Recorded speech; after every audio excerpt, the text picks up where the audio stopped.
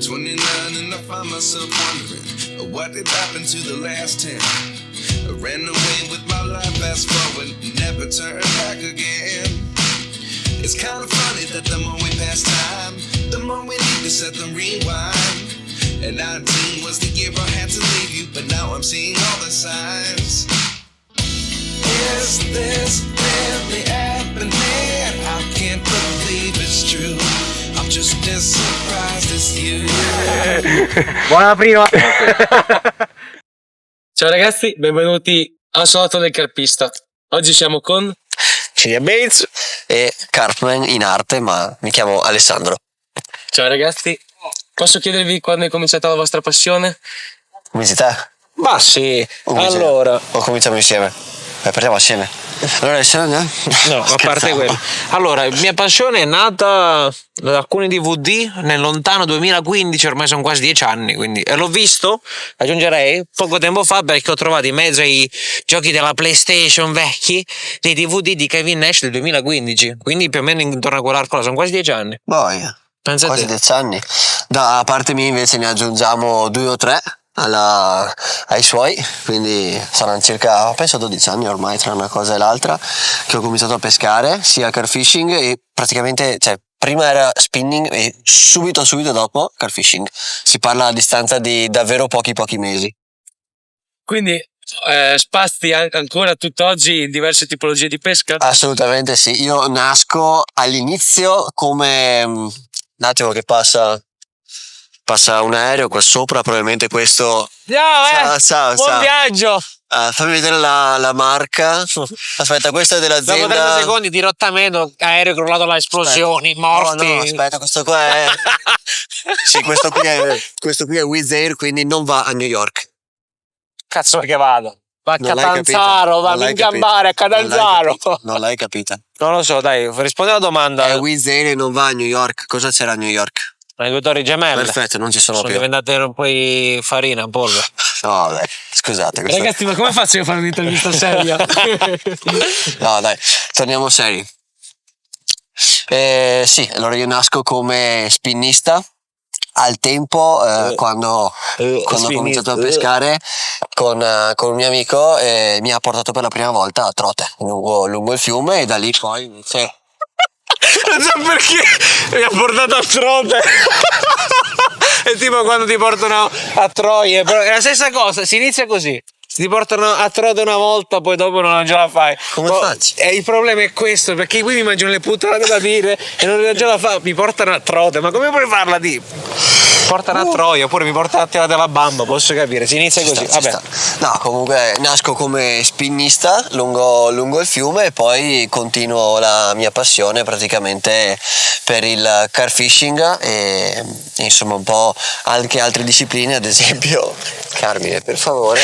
Lui sarà lunga, le trote qua ce lo porco. Oltre al car fishing anche pesca al mare, l'ho praticata per più di un anno, l'anno scorso e qualche anno fa anche, poi adesso mi sono invece più incentrato sempre su car fishing e spinning. Abbiamo visto alcuni tuoi video in mare. Sì, infatti prima o poi tornerò, perché anche quello è un ambiente che mi piace parecchio, specie perché possiamo lanciare molto distante senza che nessuno disturbi l'azione di pesca. No, anche perché tutto quello che peschi puoi mangiare. Beh, oltre a quello sì, per l'amor di Dio. Per migliorare, che fai, le ributti? No, nulla da dire, anzi lì c'è un regolamento completamente diverso che, se qualcuno sta guardando, invito comunque a rispettare, cioè, attenzione. Però diciamo che avere il mare davanti senza nessun tipo di limite ti spinge a spingere parecchio nel lanciare. Poi è anche vero che lì si seguono le mangianze, quindi se la mangianza è a 200 metri, il pesce non viene verso di te, ma sta a 200 metri. Quindi in quel caso sei tu che ci devi andare. Sì, un ambiente decisamente diverso Completamente, da quello che troviamo, acque dolci, lago, esatto. che sia. Sì, completamente diverso, però sprona a lanciare parecchio. Bello. Molto bello. Ragazzi, posso farvi 2 domande personali sempre riguardo al car fishing? Ma Vai. certo. Siamo qua, tu sei qua, io sono qua, anch'io. Allora sì. La prima domanda è su i social o comunque nel mondo del car fishing vediamo sempre questa guerra tra car fishing in libera e car fishing a pago. Lo so che è un argomento dolente, però se volete dirmi il vostro pensiero, se volete rispondere. argomento delicato. Io posso rispondere con una frase molto corta. Come il mio. Come faccio? Come faccio? Vai. La mia risposta è: sul divano i pesci non si fanno, quindi andate a pescare e basta, ovunque vogliate.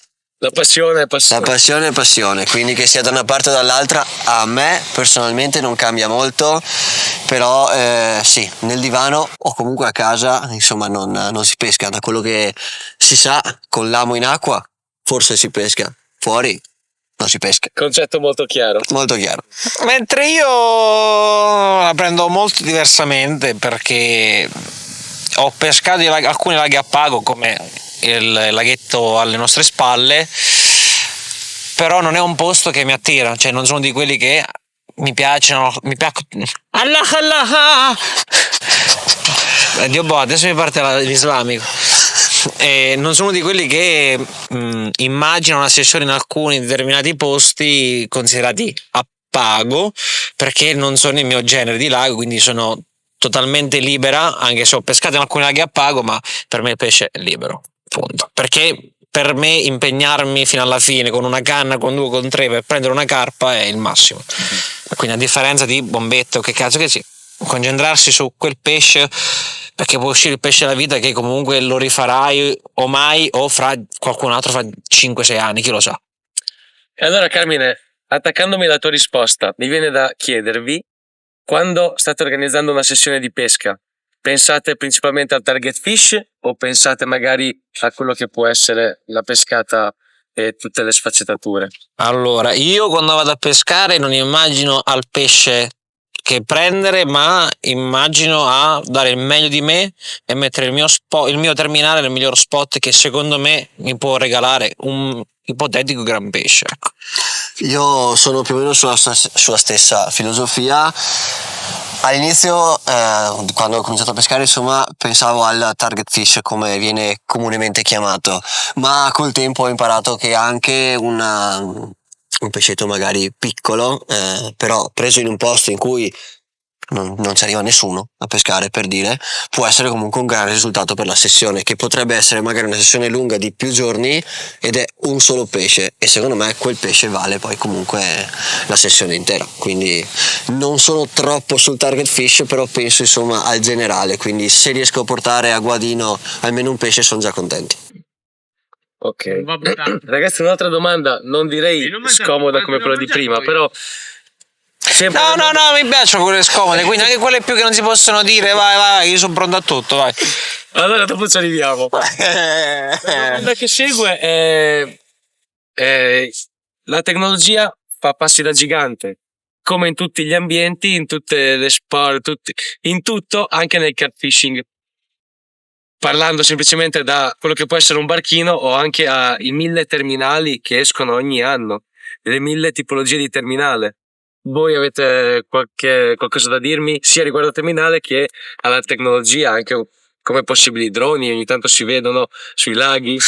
Allora, io sulla tecnologia sono uno di quelli che la usa, perché sono di quelli che col dipper non va a pesca, cioè nel senso, non perché non sono capace, ma io uso il dipper per trovare un punto buono, non tanto per catturare, ma per non ferire pesci, nel senso, lancio lì perché sono sicuro, ma sotto il pelo dell'acqua non so cosa c'è, quindi è capace che ci sia un albero e mi partono i pesci e poi li impicco lì, e quindi no, a me mi dà fastidio proprio per questo motivo qua. Quindi utilizzo la tecnologia per salvaguardare il pesce in questa maniera. Sui rig io sono uno di quelli molto tecnologici, perché utilizzo gli spinner rig in una certa maniera come lo utilizzo io, quindi con alcuni kickers di rig, con alcuni ami in particolare.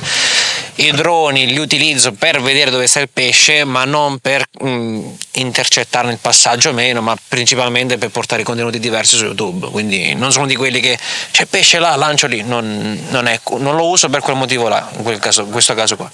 Io invece da parte tecnologia non l'ho mai usata, nel senso l'ho sempre usata quando la persona accanto a me ce l'aveva, ad esempio Dipper, usato, provato, testato per vedere. Qui esatto, lui ad esempio ce l'ha, Soldi, però poi alla fine però poi alla fine, nel senso, mai usata, diciamo, oltre al deeper, magari per capire se sono sul punto giusto. Da quando con lui usiamo il deeper, sì, sotto questo punto di vista qua sì, perché come dice lui, se magari siamo nel punto sbagliato e c'è un albero o qualcosa che da sopra ovviamente non possiamo vedere, possiamo andare a incorrere a ferire il pesce o anche purtroppo in alcuni casi farlo morire, e non è la cosa che vogliamo noi sotto questo punto di vista. Come droni invece, io uso droni, faccio foto e video, quindi io sono super appassionato comunque di quella fascia di tecnologia, però per la ricerca del pesce no, nel senso lo uso per portare contenuti diversi, ma anche perché mi piace insomma guidarlo e quant'altro. C'è anche da dire che se il pesce è a 250 metri, perché l'ho visto col drone, chi è che porta la lesca? Tutto chiaro. Punto di domanda? Bene, quindi lo uso non per beccarli, insomma, però per portare contenuto diverso, esatto. Contenuto diverso sul tubo in questo caso, insomma, ovunque voi ci stiate guardando. Tutto chiaro. Ragazzi, un'altra domanda è inerente alle nostre esche. Voi avete un'esca che prediligete in qualsiasi spot, in qualsiasi stagione, o vi focalizzate su qualcosa di diverso, ecco? Le granaglie in generale sono un'esca all around che potrei andare a decidere di utilizzare in canale, in grande lago, e mi può permettere, diciamo, dare una garanzia non garanzia sul risultato, ma almeno una sicurezza. In entrambi i posti un'esca naturale può far sempre la differenza di una pallina che comunque in natura la forma tonda non esiste. No, io la penso come lui, infatti nella borsa ho sempre qualche granaglia e la trovo anch'io un'esca che può essere utilizzata un po' dovunque, come moltissimi utilizzano il mais, c'è chi usa le tiger. Mais e tiger ovviamente sott'acqua non crescono. Scusate, c'era una fantastica zanzara. Dicevo, non crescono sott'acqua, però comunque è un'esca che viene trovata un po' in tutti quanti i laghi. Un'altra esca che purtroppo però non si può usare nel carfishing sono i vermi. I vermi sono una delle esche che quando si va fuori in libera, ad esempio, la usano in pochissimi, però chiunque la usa il risultato ce l'ha sempre. Perché? Perché il verme esce anche dalla terra. L'acqua scorre vicino a tantissima terra, specialmente molte volte vicino a dei campi arati, uguale cibo naturale. Molto semplice il concetto, quindi sì. La penso sotto questo punto di vista qui, la penso come lui, che col discorso esche naturali sono l'esca all round sicuramente. O a meno che non sia una pallina di diametri bassi, piccoli, perché solitamente la forma tonda la puoi ritrovare in qualche chiocciola o qualche piccola lumaca che all'incirca sui 16 mm ce l'hai come dimensioni, ma andiamo sui 20, 24, 30 no, sei fuori completamente. Sì, magari qualche pallina piccola. Viene innescare delle mele del Trentino, fai prima, la stessa cosa. Sì, no, questo discorso qua sì è corretto, nel senso sott'acqua si trovano moltissime chiocciole molto piccole, quindi in questo caso qua delle esche molto piccole potrebbero fruttare. Sono un sacco di zanzare, scusate. Ragazzi, vorrei fare l'ultima domanda e poi vi lascio andare ringraziandovi del vostro tempo. L'ultima domanda è: dove vi troviamo? Come facciamo a trovare i vostri social, le vostre pagine? Sotto in descrizione, no scherzo. A me mi trovate su YouTube. A me. Allora, a me perché sono in terrone, quindi sono cazzi miei, mi ingambare ti sparo. Parla bene. Allora, dai. Allora, a me potete trovarmi tranquillamente su Instagram, YouTube e TikTok con nome di Scidia Bass. Questo è il logo. Bellissimo, grazie Maria, mia sorella, che l'ha fatto. Benissimo, quindi link da qualche parte, cercatemi e mi troverete. Dal canto mio invece da poco ho uniformato tutti quanti i nomi in tutti quanti i social, quindi mi trovate sotto Carpman, e su YouTube mi trovate sotto Carpman Official, perché qualcuno me l'aveva già rubato il nome, e se ti becco ti trovo, vedi te cosa succede. E